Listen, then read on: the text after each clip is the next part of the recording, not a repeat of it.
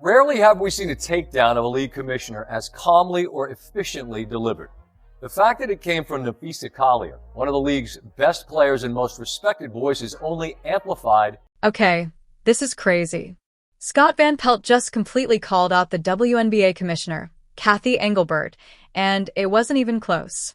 On ESPN, SVP calmly and clearly broke down what he believes are serious problems with her leadership, or honestly, the lack of it. Fans everywhere are talking about it. When someone as respected as Scott Van Pelt speaks that strongly, people listen. So, here's the big question. Is it finally time for Cathy Engelbert to step down? The response from WNBA Commissioner Cathy Engelbert came in the form of a statement, which is itself a statement, but not one Engelbert should aspire to make. When a star player says directly, "We have the worst leadership in the world and you are the leader," your response that you're disheartened, that your perspectives differ, makes me wonder if you heard what Fee said. Because it's not differing perspectives. Let's explain why this matters. The WNBA has more attention than ever before. With stars like Caitlin Clark, Angel Reese, and Paige Buchers bringing huge excitement, this season has been loud and historic. The league should be riding this wave of popularity. But instead of headlines about record ratings or an exciting finals matchup, everyone is focused on Scott Van Pelt criticizing the commissioner on national television. And he didn't yell or rant.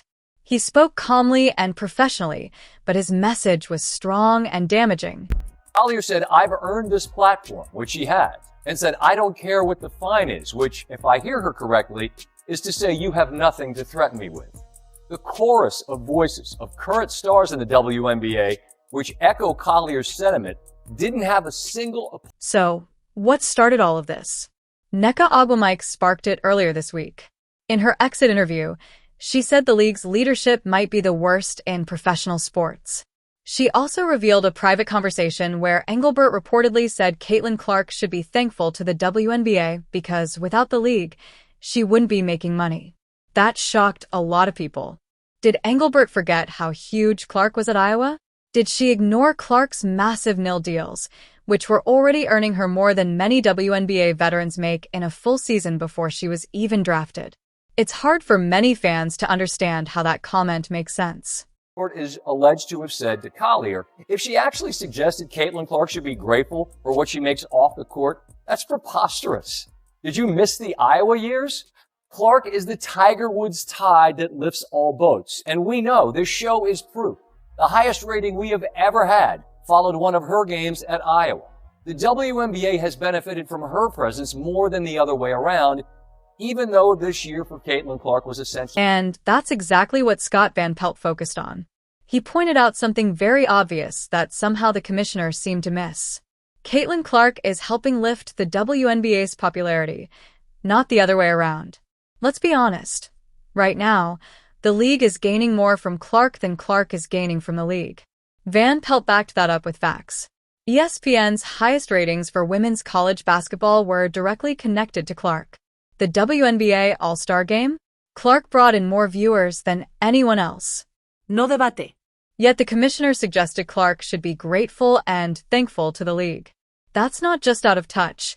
Many people see it as completely unrealistic. And the way Van Pelt delivered the message made it even stronger. He didn't shout or attack. He calmly explained the situation, and that calm delivery made it hit even harder. Post from Elena Deladon on Instagram, who said, and I quote, "It's the care for the human part for me. I'm not sure Cathy knows I've retired. Heard from everyone but her." And I don't like to pile on, that's not my thing. But when a player is beloved, respected, and decorated as Deladon retires as a multiple MVP, league champion, 7-time All-Star, and member of the W25, which celebrated the top 25 players in the league's first 25 years, you throw that woman a parade. To fail even the most basic and decent things to do, which is to reach out to say thanks, which, by the way, couldn't be easier to do. Then he brought up Elena Deladon, and this part really mattered. She's a multiple-time MVP, a WNBA champion, and widely considered one of the top 25 players in league history. She recently retired. And do you know what she said? She heard from fans, teammates, and coaches, but not from Commissioner Cathy Engelbert. Think about that. One of the most respected players ever leaves the game, and the commissioner doesn't even send a message. That's not leadership. That's neglect. Scott Van Pelt called it what it is: failing to do the most basic parts of the job. A simple thank you. A message of appreciation. Publicly celebrating one of your stars. It costs nothing and shows players that they matter. But it didn't happen.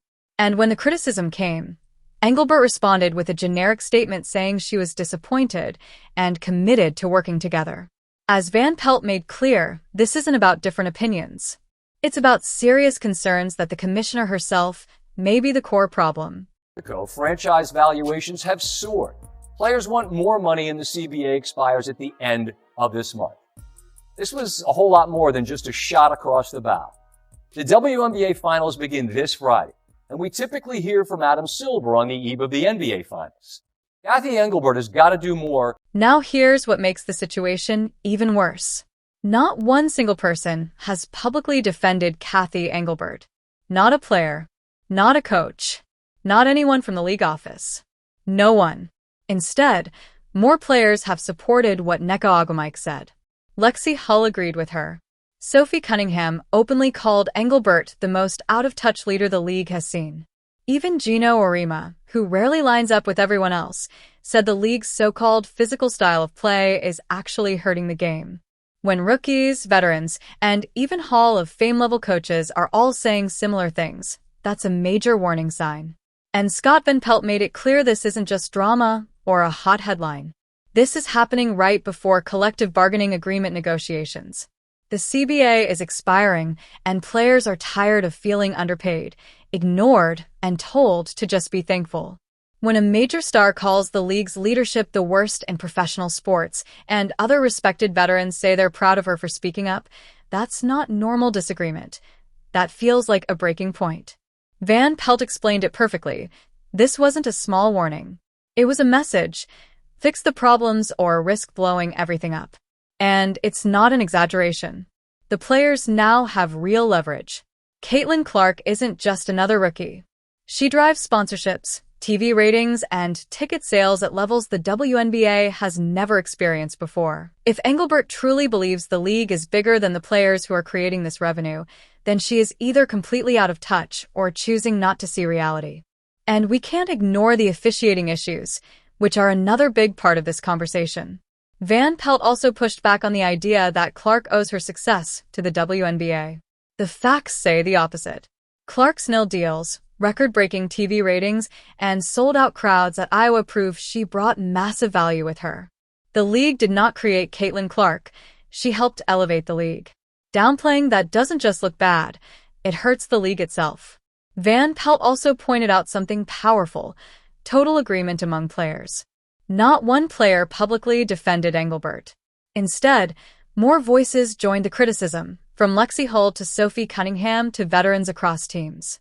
Even coaches like Cheryl Reeve and Becky Hammon have faced fines for criticizing officiating and leadership. When complaints are this widespread and leadership responds weakly, it creates serious instability. And the timing couldn't be worse. Instead of excitement building before the finals, headlines are dominated by player frustration, coach fines, and stars attacking leadership. That doesn't build hype, it builds tension. Van Pelt made it clear, when there is this much public frustration, accountability has to start at the top. He said the league is at a turning point. Team values are rising. Expansion is being discussed. Media rights deals could be worth billions. This should be the WNBA's golden era. Instead, the commissioner is facing heavy criticism, and the players are openly upset.